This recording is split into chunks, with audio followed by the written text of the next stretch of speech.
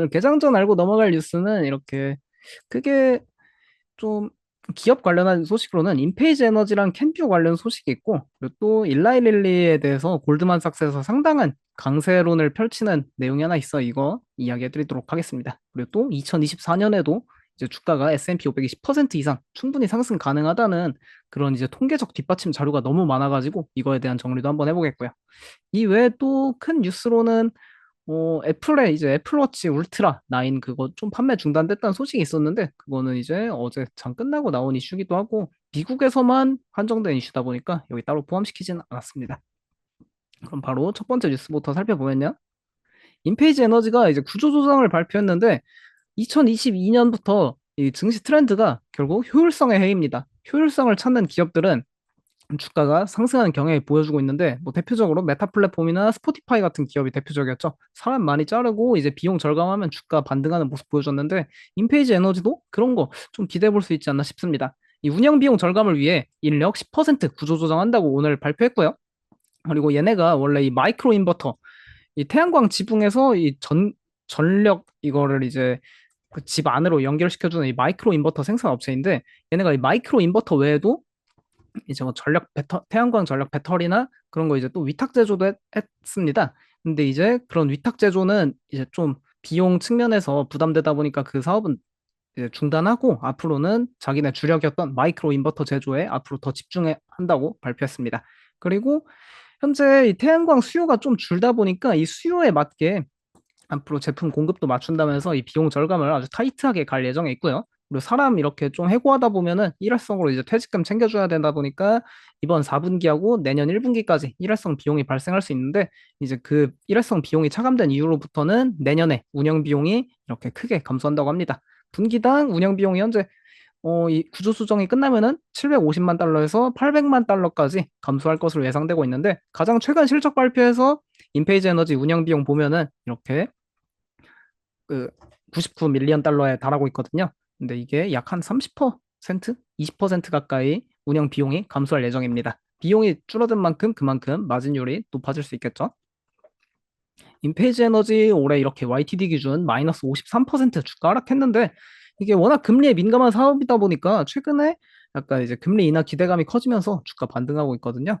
이런 것도 올해는 이렇게 안 좋았지만 내년에 또 금리 인하가 얼마나 되냐에 따라 이게 또 엄청 강한 기업으로 나올 수도 있어서 개인적으로는 친환경 에너지 솔직히 2023년에는 상당히 부정적으로 봤는데 24년에는 이 주가도 많이 하락했고 금리도 이제 전환되다 보니까 조금 이 관점을 바꿔서 긍정적으로 보는 게 좋지 않을까 그런 관점입니다.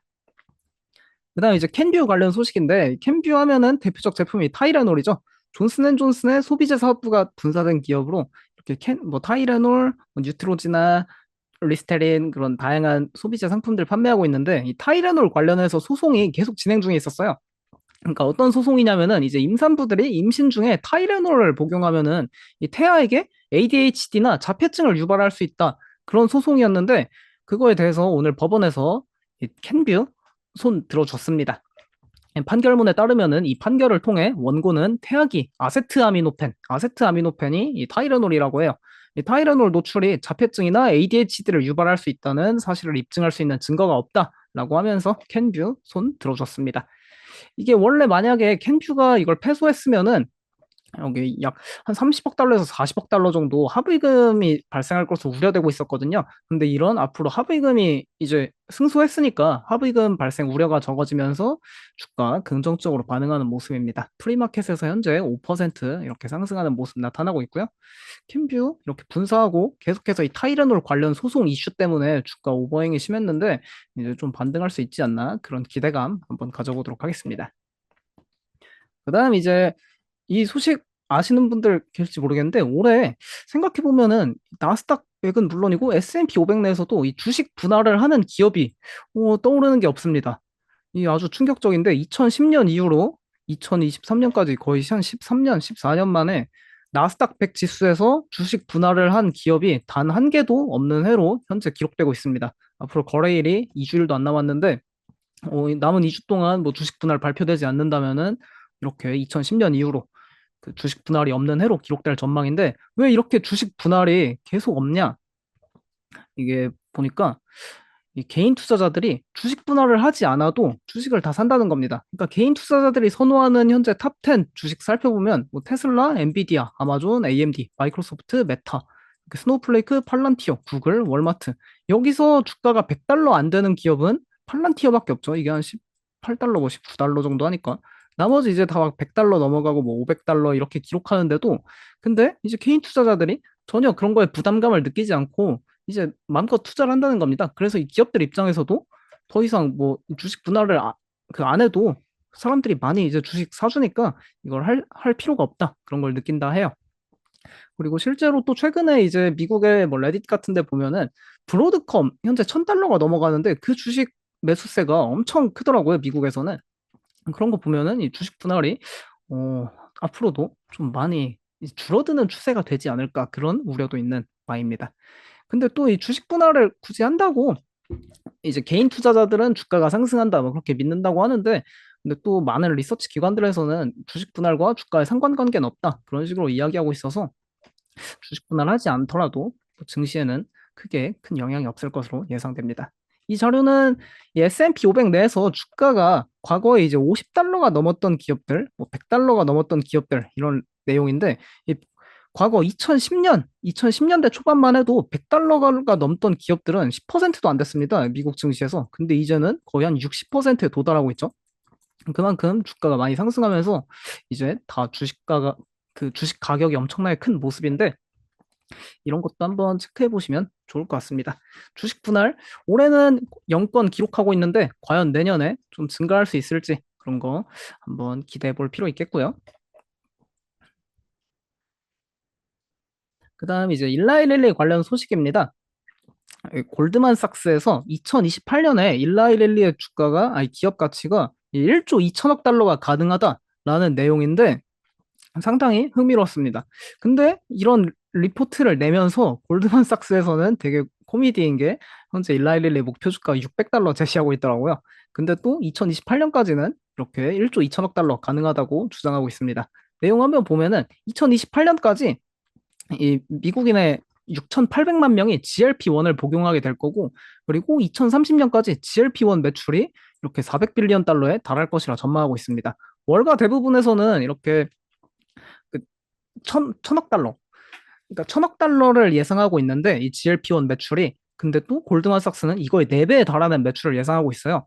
그 가장 큰 이유는 GLP-1 약물이 이 비만을 넘어서 수많은 질병에 다 이게 적용될 거라고 합니다. 골드만삭스에 따르면. 그러니까 예를 들어 이제 폐쇄성 수면 무호흡증, 만성 신장 질환, 간 질환, 무릎 골관절염, 알츠하이머 치료까지 이 모든 것에 다 GLP-1이 현재 그 이점이 있다. 그거에 대한 연구가 진행 중이다 보니까 이게 앞으로 다 연구가 긍정적 결과가 나오면은 충분히 일라이릴리 기업 가치 이렇게 2028년까지 현재 2배 이상 증가할 수 있다 보고 있고요. 골드만삭스에서는 이 GLP-1 약물을 애플에선 아이폰이 있고 아마존에서는 이커머스 사업이 있듯이 일라이릴리에게는 이런 GLP-1 사업이 있다. 그런 식으로 비유하고 있더라고요. 근데 이제 전제 조건은 이 GLP-1 시장에서 일라이릴리 점유율이 50% 차지하고 공급이 충분해져야 이게 가능하다고 합니다. 근데 약간 이게 좀 한번 2028년에 될 수 있을지 지켜볼 필요 있겠고요. 만약에 안 되면은 골드만삭스에 아마 이메일이나 댓글 달면 되지 않을까 싶습니다. 맞습니다. 주식 분할 안 해도 요즘에는 다 소수점으로 거래가 가능하죠. 그런 추세 때문에도 주식 분할이 많이 늘지 않나, 줄어들고 있지 않나 싶고요. 그리고 지난해 이제 아마존이랑 구글은 또 주식 분할했었는데 보통 이제 개인 투자자분들께서는 주식 분할하면 주가 상승한다 그렇게 믿고 있지만 아마존이랑 구글은 지난해 주식 분할하고 주가가 상당히 많이 하락했었죠. 그런 사례도 있어서 한번 체크해 보실 필요 있겠고요. 일라이렐리 주가 최근에는 좀 잠겨 있는데 과연 내 2028년까지 1조 2천억 달러 간다 이 전망에 따라 주가 오를 수 있을지 한번 지켜볼 필요 있겠습니다. 그다음 이제 오늘 이 재밌는 통계가 있어서 몇 개 준비했는데 현재 시장이 상당히 과열됐다는 이야기가 많잖아요. 근데 그럼에도 이 시장이 과열됐음에도 2024년에 현재 S&P 500이 10% 이상 주가가 상승 가능하다. 그 이유가 몇 가지 이 신기한 통계가 있어서 이렇게 함께 살펴보려고 합니다. 그러니까 이 칼슨 리서치에서 그 제시한 자료인데 여기서 이제 조사를 해보니까 S&P 500 내에서 그 종목 중에 65% 이상이 최근 20일 중에 이제 고가, 최근 20거래일 중에 최고가를 기록한 게 이제 65%가 넘는 경우, 이제 역사적으로 이게 사례가 10번 있었는데, 이렇게 그 10번 중에 10번이 이 65%가 20거래일 중에 최고가 찍는 경우, 그 역사적으로 10번 중에 다 1년 이후에 주가가 18% 이제 상승했다고 합니다. 그러니까 이런 통계 보면은 현재 이렇게 주가 상당히 강한 모습 보여주고 있지만 이게 오히려 더 강세를 나타내는 징조라고 해요. 이게 1년 이후에는 평균치로 이렇게 18% 상승했고, 근데 또 6개월로 봐도 이제 평균 9% 상승했거든요. 확률은 80% 확률로. 이런 것도 꽤 재미난 통계라 한번 지켜볼 필요 있겠고, 또 두 번째로 이제 시장 과열에도 S&P 500이 내년에 10% 이상 상승 가능한 그런 통계 자료로는 이게, 그러니까 10% 이상 주가가 하락한 해가 있고 그 다음에 주가가 10% 이상 상승한 해가 있는 다음에 이제 그 다음 해 주가가 어떻게 움직였냐 보는 건데, 그러니까 예를 들어 2024년이잖아요, 내년이. 근데 2024년에 2년 전에는 이렇게 주가가 마이너스 19.4% 기록했고 올해 현재 23.5% 상승 기록하고 있는, 이렇게 두 자릿수 하락했다가 두 자릿수 상승하고 그 다음 해에 어떻게 됐냐 보면은 이제 역사적으로 사례가 이렇게 7번 있는데 평균 11.7% 상승했다고 합니다. 그러니까 내년에는 이제 본격적인 강세장 2년 차로 접어들면서 충분히 10% 이상의 S&P 500 상승이 가능하다고 해요. 그러니까 현재 시장이 상당히 과열되고 있음에도 충분히 S&P 500 뭐 1년 수준으로 더 장기적으로 보면 간다, 이런 논리죠. 그리고 또 세 번째, 이거 보시면 S&P 500 내에서 이제 구성 종목 중 40% 이상이 RSI 70 이상을 이제 기록 중인 경우, 그러니까 최근에 이제 RSI 70 넘는 기업들이 많아지면서 시장 과열에 대한 논란이 많아지고 있는데, 오히려 이렇게 시장이 과열되면 과열될수록 그 1년 후에 주가 퍼포먼스가 더 좋았다고 합니다. 역사적 이랬던 사례가 4번이 있는데, 이 네 번 모두 이제 향후 1년간 수익률을 측정해 보니까 평균 25% 주가 상승했고요. 그러니까 현재 이 RSI 70 넘는 기업들이 S&P 500 내에서 40% 넘어가면서 상당히 그 과열되는 모습 보여주고 있는데, 이게 오히려 더 앞으로 더 강세장을 나타낸다고 합니다. 그 다음은 이제 또 S&P 500에서 이 구성 종목 중에 90% 이상이 50일 이동평균선 이상에서 노는 경우, 그 사례를 살펴보니까 역사적으로 그 사례가 15번 있었고, 이것도 15번 중에 14번이 1년 이후에 평균 주가 16% 상승했다고 합니다. 그러니까 보통 이제 시장이 막 과열되고 RSI 뭐 70 넘는 게 많고 50일 이동 평균선 넘는 게 주가 이제 기업들 너무 많아지고 그럼 시장 과열돼서 조정 온다 이야기하지만, 결국 뭐 단기적으로는 조정을 거치더라도 1년 후에는 이렇게 다 10% 이상의 주가 상승률 기록했다는 역사적 통계 사례 있고요. 이런 것도 한번 체크해 보시면은 내년에 증시 좀 그래도 낙관적으로 강세장 2년 차의 관점으로 지켜보는 게 좋을 것 같습니다. 그다음 오늘 주요 실적 발표 기업들은 개장 전에 컨설팅 업체 엑센추어랑 팩트셀 리서치 시스템즈 있고요. 장 끝나고 페덱스 실적 발표 있습니다. 페덱스 실적 발표 한번 체크해 볼 필요 있겠고요. 오늘 이제 개장 전에 엑센추어 실적만 나와서 이거 하나 체크해 보는데, 매출이랑 EPS는 시장 예상치 상회하는 나쁘지 않은 모습이었습니다. 근데 이제 다음 분기 가이던스가 예상치를 하회했는데 매출 예상치가 이렇게 시장 컨센서스인 16.25 빌리언 달러보다 좀 못 미치는 모습 나타났고요. 아무래도 이게 근데 단기적으로는 이렇게 뭐 다음 분기 가이던스를 좀 안 좋게 내놓긴 했는데, 이 엑센추어에서 연간 가이던스 전망은 또 나쁘지 않게 내놨거든요. 그래서 그냥 다음 분기엔 좀 안 좋을 수 있어도 장기적으로 내년까지 봤을 때는 긍정적인 관점에서 지켜보면 좋을 것 같습니다. 그래서 엑센추어 주가 현재 52주 신고가 행진하고 있었는데 살짝 프리마켓에서 브레이크 걸리고 있고요. 52주 신고가 경신 기업, 오늘은 이제 빅테크 기업들이 많이 나왔습니다. 이거에 대해 한번 살펴보고, 그리고 오늘 이제 아메리칸 익스프레스가 처음으로 나왔는데 이것도 한번 살펴보도록 하겠습니다. 일단 아마존이 52주 신고가 경신 기업에 나온 이유의 가장 큰 이유 중 하나는 이제 온라인 매출 성장이 다시 한번 가속화됐기 때문입니다. 그러니까 이 팬데믹 이후 리오프닝이 진행되고 2021년, 2022년에는 온라인 매출 성장세가 좀 둔화됐었거든요. 근데 이번 2023년에는 블랙 프라이데이 세일 그 판매 기간에 보면은 온라인 매출이 완전히 오프라인 그 판매를 압도하면서 온라인 매출 성장 가속화가 다시 나타나는 게 확인되고 있고요. 그리고 또 아마존의 이제 온라인 매출 이 판매가 이커머스 사업이 더 가속화될 가능성이 상당히 높은 이슈 중 하나가 이 메타, 스냅, 핀터레스트, 이제 미국의 뭐 틱톡 제외하면은 이제 잘 나가는 SNS 플랫폼들이죠. 이 플랫폼들이랑 이제 아마존이 본격적으로 파트너십을 올해부터 제휴하고 있는데, 그러니까 어떤 내용이냐면은 이렇게 인스타그램 보다가 아마존 광고가 있으면은 옛날에는 이 아마존 웹사이트로 들어가져서 이제 구매했습니다. 근데 이거를 이제 앞으로는 이렇게 SNS 상에서 직접 아마존 계정 연동해서 구매할 수 있는데, 이게 이제 더 이 구매 편의성도 높여주고 SNS 사용 시간도 늘려준다면서 두 양 플랫폼 모두 다 윈윈 전략으로 이제 꼽히면서 이게 다 아마존이랑 이런 SNS 플랫폼 기업들 다 긍정적인 효과 나타날 거다. 그렇게 시장에서는 많이 이야기하고 있는 상황입니다.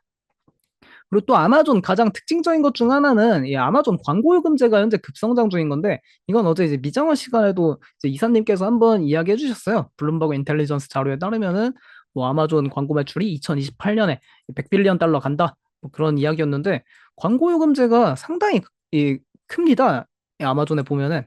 그러니까 아마존 광고하면은 이제 아마존 플랫폼 내에서 이제 그 물품 팔 때 맨 위에 우선순위 해주고 그런 거 다 아마존 광고인데, 아마존 광고 매출 이렇게 유튜브, 뭐 스냅, 이 트위터 X 다 합친 것보다 큰 모습 나타나고 있고요. 그리고 이 아마존 광고가 내년에 더 가속화될 가능성이 상당히 높은 게 이 아마존 프라임 비디오에서도 광고 요금제가 내년에 이제 본격적으로 출시됩니다. 물론 이제 아마존 프라임 비디오 같은 경우에는 뭐 넷플릭스처럼 따로 구독료를 받는 게 아니라 이 아마존 프라임 이용하는 사람들 그냥 다 공짜로 주는 거라 아마존 프라임에 따른 요금제인데, 이 광고 요금제를 출시함에 따라 내년부터는 아마존 프라임 비디오 볼 때 광고 요금제 안 볼라, 그러니까 광고 안 보려면은 3달러씩 더 내야 된다고 해요. 그러니까 이것 때문에 이제 아마존 프라임 매출 증가할 수도 있고, 아니면은 이제 효과 때문에 광고 매출이 증가할 수도 있겠죠. 그리고 이제 내년부터 이 아마존 프라임 비디오에 또 이 광고가 도입되기도 하는데, 아마존 프라임 비디오가 최근에 그 이제 컨텐츠 제작사도 많이 인수하면서 컨텐츠 직접 제작에 많이 나서고 있지 않습니까? 이 아마존 프라임 비디오하고 아마존 간의 시너지가 현재 본격화될 것으로 현재 예상되고 있는데, 보시면 이 드라마 저는 안 봐서 모르겠는데, 이 루소 형제가 만든 거죠. 세계적으로 유명한 그 어벤져스 엔드게임 만들고 뭐 했던 루소 형제가 만들었던 아마존 프라임의 이 시타델이라는 드라마, 이게 올해 아마존 프라임에서 상당히 인기가 많았다고 해요. 근데 이제 아마존 프라임에서 이 시타델 방영을 하면서 이제 아마존 웹사이트에서 이렇게 시타델에 나온 의류, 뭐 장신구 그런 걸 다 판매한다고 합니다. 그러니까 아마존 프라임 비디오에서 이제 이 시타델 시청하면서 저 옷 이쁜데 하는 사람들이 이제 그 또 아마존 프라임 비디오 뭐 정지하면 QR 코드가 나온다네요. 그 QR 찍어서 이제 여기 홈페이지 들어가가지고 이런 시타델 의류, 시타델에서 이제 입고 나온 그런 의류 구매하고 그런 게 다 시너지 효과가 나타날 가능성이 높다고 합니다.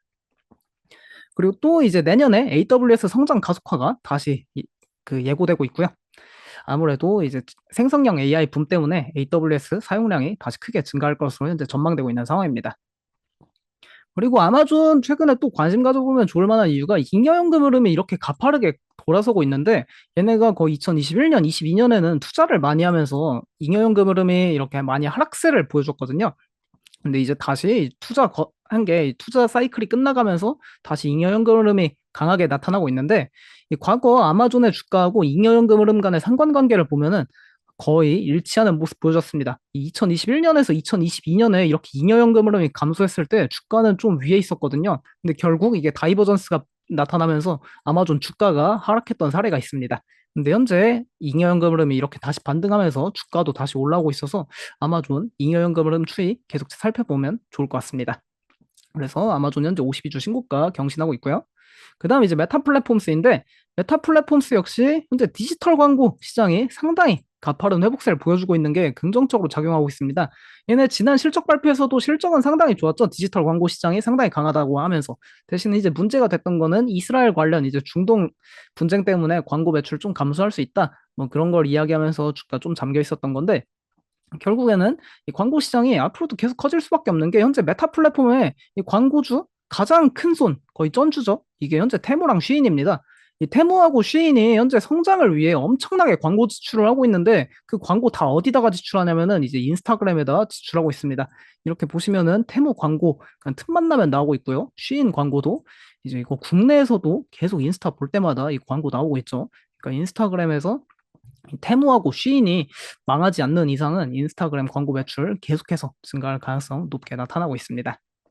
그리고 또 생성형 AI 이 광고를 베타에서 올해 도입하면서 내년에 이 광고 생산성이 높아질 것으로 예상되고 있어요. 더 많은 사람들이 광고 생산성을 높이기 위해 메타 플랫폼에서 광고 노출할 것으로 예상되고 있는 상황이고요. 그리고 내년에 또 이제 애플 비전 프로가 내년 1분기에 출시되지 않습니까? 이거에 따른 기대감도 현재 존재하고 있는데 애플 비전 프로가 출시되면은 이 비전 프로에서 할 수 있는 앱들이 존재해야 되는데 결국 현재 이 VR 앱 생태계를 지배하고 있는 거는 메타 플랫폼입니다. 그거에 따라 이 메타 만약에 퀘스트 3가 많이 판매되지 않더라도 이 비전 프로 판매가 조금이라도 성공한다면은 이거에 따라 이 애플리케이션 부분에서 메타 반사이익 가능성이 현재 존재하고 있고요. 그래서 메타도 52주 신고가 현재 강하게 가고 있는 모습입니다. 그리고 스냅, 뭐 핀터레스트 이런 SNS 플랫폼들 최근 다 강한 모습 보여주고 있죠. 역시 디지털 광고 시장 회복 기대감이 큰 상황이 아닌가 싶고요. 그 다음에 이제 넷플릭스인데 넷플릭스 52주 신고가 가는 가장 큰 이유 중 하나는 역시 넷플릭스의 구독 해지율이 이 모든 OTT 플랫폼 중에 압도적으로 낮은 모습입니다. 넷플릭스 구독 해지율이 현재 3%대 초반에서 2%대 후반이거든요. 근데 그 다음 순위인 디즈니 플러스가 5%가 넘어가고 뭐 훌루, 피콕, 애플 TV 플러스, 파라마운트 플러스 이런 거는 다 5에서 10% 수준으로 높은 구독 해지율을 보여주고 있습니다. 그러니까 구독 해지율이 낮으니까 넷플릭스는 계속해서 이제 시청자를 더 끌어당기고 얘네를 계속 잠궈 놓는 그런 파워가 있는 기업으로 평가받고 있고요. 그리고 넷플릭스에 또 최근에 이제 이 넷플릭스뿐만 아니라 OTT 시장에서 나타나고 있는 엄청난 변화의 흐름 중 하나인데 OTT 시장에 현재 번들 상품이 크게 증가하고 있습니다. 그러니까 번들이라면 이렇게 세트로 판매하는 건데 이번에 버라이즌에서 이 플러스 플레이라고 12월 4일에 출시한 겁니다. 이 HBO 맥스하고 넷플릭스 이거 두 개 세트로 해서 이 버라이즌에서 이 10달러에 제공하는 건데 두 개를 한 번에 제공하면서 다 광고 요금제로 이제 제공하는 겁니다. 그러니까 그러면 이제 넷플릭스 입장에서는 뭐 구독 요금제는 쌓았지만 결국 광고 요금제 이 시청자를 계속 확보하는 거 아닙니까? 그래서 광고 요금제 이제 광고 매출 성장 기대감이 상당히 뜨거운 상황이고요. 그리고 또 이런 파라마운트 플러스나 애플 TV 플러스도 이렇게 번들 이거를 많이 추진하고 있죠. 현재 OTT 시장의 가장 큰 트렌드가 이 번들화입니다. 그리고 넷플릭스 광고 요금제 가입자 지난 11월에 공개했을 때 이제 1,500만 명 돌파했다 했는데 이렇게 번들 요금제 이제 더 많이 이제 보편화되면서 광고 요금제 가입자 더 가파르게 성장할 가능성이 있고요. 결국 이렇게 광고 요금제 가입자가 증가하면 증가할수록 뭐가 이제 이득이냐? 이 CTV, 커넥티드 TV라고 이게 결국 넷플릭스 같은 OTT 광고 시장을 얘기하는 겁니다. 근데 보시면은 이제 전통 TV 광고 매출은 이렇게 앞으로 감소할 것으로 전망되고 있고 CTV에 대한 광고 지출은 계속해서 증가할 것으로 예상되고 있어요. 그러니까 앞으로 이 TV 광고는 다 OTT 플랫폼으로 광고가 간다는 건데 이제 2024년에 뭐가 있습니까? 이 미국 대선이 있는 해인데 미국 대선은 항상 매년 이제 대선이 있을 때마다 이게 거의 광고 잔치라고 불리죠. 이 돈을 엄청나게 쓰는데 대선 광고를 이제 2024년 대선도 광고비 지출 역대 최고치 찍을 것으로 전망되고 있습니다. 근데 결국 최근 트렌드에 따르면은 앞으로 이제 TV 광고보다는 다 OTT 같은 CTV 광고로 넘어갈 것으로 예상되고 있고요. 그에 따른 이제 넷플릭스 약간 수혜 가능성이 기대되고 있습니다. 그래서 넷플릭스 52주 신고가 최근에 경신했고요. 하지만 주봉으로는 여전히 갈 길이 조금 먼 상황입니다.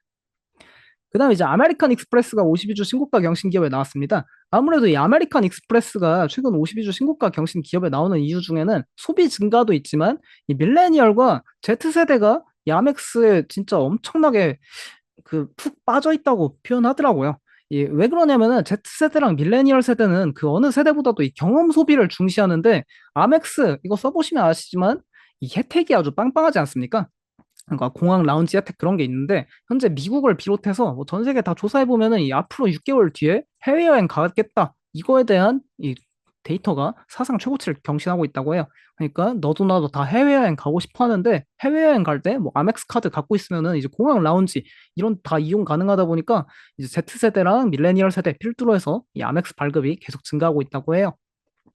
그리고 또 아멕스 같은 경우에는 이제 비자랑 마스터카드랑 다르게 이 아메리칸 익스프레스는 소비자 대출 사업도 하고 있습니다. 비자랑 마스터카드는 그냥 결제 네트워크 사업만 하고 있는데 근데 얘네가 이런 대출 사업을 하다 보니까 이 금리 인상기에 약간 소비자들이 이제 그 빚 카드값 못 갚고 그냥 이제 도산하는 경우가 있다 보니까 이렇게 대손 충당금이 계속 증가했어요.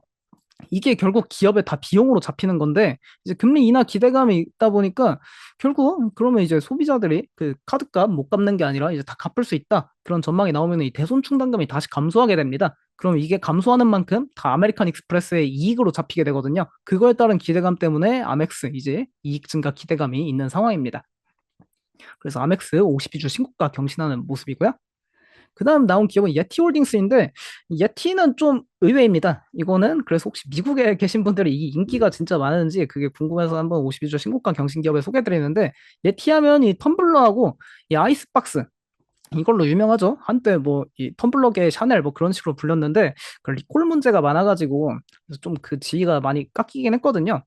그러니까 이 예티하면은 이런 아이스박스 그 텀블러 했는데 이게 리콜 문제가 2020년부터 진짜 많았습니다. 2020년에는 뭐 텀블러 리콜 있었고 그리고 작년에는 이런 아이스박스 이런 가방 리콜 있었고 근데 이번 실적 발표에서 이게 리콜 비용이 예상보다 적다 뭐 그런 게 나오고 그리고 리콜이 결국 이게 다 비용 처리가 되다 보니까 이거에 대한 오버행이 감소했고 또 지난번 실적이 그렇게 나쁘지 않다 보니까 주가 조금씩 이제 반등하면서 52주 신고가 경신한 게 아닌가 싶은데요. 근데 이제 이 예티 같은 경우에는 경쟁이 상당히 심한데 이 대표적인 경쟁 브랜드는 여기 지금 또 말씀하신 스탠리 이 최근에 이제 틱톡에서 이거 세계적으로 조회수 한 1억 회 넘은 걸로 알고 있는데 이 하필 또 기아 자동차인데 이 기아 자동차 불탄 거 안에서 이 텀블러가 하나 있었죠. 근데 이게 스탠리 이 텀블러라고 합니다. 이 모델인데 결국 이게 엄청나게 또 바이럴 마케팅이 되면서 여기 스탠리 CEO께서 그 이 차주분 차도 새로 사줬다고 합니다. 그래서 이런 바이럴 마케팅 영향 때문에 좀 예티보다 스탠리가 잘 나갈 것 같은데 근데도 예티도 이렇게 52주 신고가 올라가는 모습 나타나고 있네요. 근데 대부분 다 예티보다 스탠리가 좋다고 말씀하시네요. 저도 아마 그런 것 같습니다. 그다음 52주 신저가 경신 기업에는 엑셀론이라는 미국의 이제 대표적인 유틸리티 기업 중 하나입니다. 이제 유틸리티 기업 하면은 넥스트에라 에너지가 시가총액 기준으로는 1위지만 이제 고객수 기준으로는 이 엑셀론이 미국 최대 유틸리티 기업이에요. 그리고 시가총액으로도 얘네가 이 컨스텔레이션 에너지라고 하죠. 티커 CEG 이 원자력 발전 기업 이거 원래 분사하기 전까지는 시가총액도 더 크고 했는데 이걸 이제 스핀오프하고 이 전력 사업이랑 천연가스 사업만 남은 엑셀론 이게 또 어쨌든 이제 미국의 일리노이주하고 펜실베이니아 주에서 그 사업하고 있는 유틸리티 기업입니다. 근데 얘네 왜 52주 신저가 가냐? 보면은 일리노이 주에다가 그러니까 전력 요금을 앞으로 이제 내년부터 또 내후년 어떻게 인상하겠다. 그거에 대한 계획을 제출했는데 일리노이 주정부에서 이제 인플레이션 문제랑 또 저소득층을 위한 뭐 전력망 그런 걸 이야기하면서 이 엑셀론에서 제시한 요금 인상 계획 거부했습니다.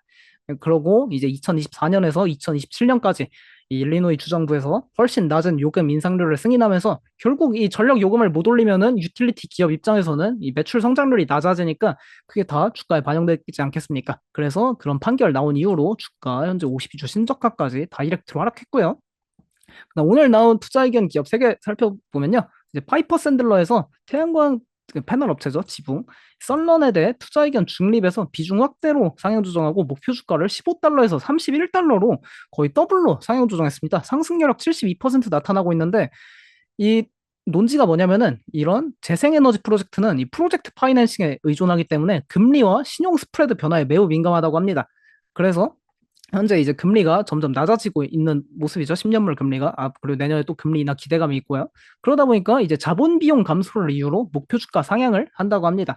그래서 아까 인페이지 에너지처럼 올해는 분명 친환경 에너지 사업이 힘들었지만 내년에는 결국 장기적 방향성은 이 친환경 에너지 사업이 좀 그래도 화석 에너지보단 좋으니까 내년에는 좀 친환경 에너지가 화석 에너지보다 긍정적인 퍼포먼스 보여주지 않을까 기대할 수 있겠고요. 그다음 이제 암젠에 대한 투자 의견 업데이트 됐습니다. BMO 캐피탈에서 투자 의견 중립에서 비중 확대 제시했는데 이 암젠 현재 그 다우 지수의 존슨앤존슨이랑 함께 편입돼 있는 제약 기업이죠.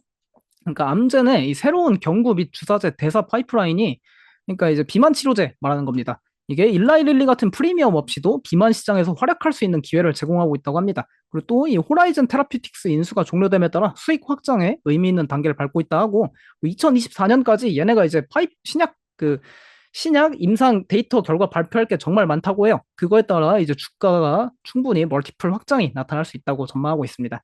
이 위에 자료 보시면은 이게 AMG 133이라고 얘네가 이제 그 임상 시험하고 있는 현재 임상 이상인데 그 임상 이상에 들어가고 있는 그 비만 치료제 주사입니다. 그러니까 얘네 암젠의 특징은 이제 월 1회 맞는 그 비만 치료제인데 그 일라이릴리랑 노보노디스크는 주 1회 맞지 않습니까? 근데 이제 암젠에서는 월 1회 맞는 거 만들고 있는데 이것도 이렇게 맞으면 약 90일 내에 15% 체중 감량 될 정도로 효과가 강력하다 해요. 그래서 2024년에 암젠 과연 비만 치료제 출시할 수 있을지 그런 것도 한번 체크해 볼 필요 있겠고요. 하나 마이크로소프트 오펜하이머에서 오늘 투자 의견 비중 확대에 2024년 대형주 탑픽 제시했습니다. 이 생성형 AI의 매출 증가는 여전히 진행 중이고 이 GPU 공급 능력은 문제가 되지 않다고 합니다. 그리고 생성형 AI 제품을 활용해서 점진적으로 매출 성장을 주도할 것이라고 하네요. 그다음 오늘까지 사면 배당받는 기업 이렇게 뭐 알리바바, 알트리아, 필립 모리스 이런 담배 기업들 있고 레스토랑 브랜드 인터내셔널 최근에 국내 강남에도 그 티몰튼 들어왔죠. 다음에 한번 강남 가게 되면 저도 티몰튼 방문해 볼 예정입니다. 이런 기업 오늘까지 사면 배당받는 기업이고 그리고 뭐 사우스웨스트 에어라인 같은 항공사 그리고 캐리어 글로벌 최근에 이제 히트펌프 사업 잘 나가죠. 이런 기업들이 오늘까지 사면 배당받는 기업입니다. 오늘 가장 특징적인 배당주는 이 알리바바네요. 알리바바 원래 배당 안 주는 기업인데 올해부터 이거 배당 실시한다고 합니다. 이런 거 한번 체크해 보시면 좋을 것 같습니다.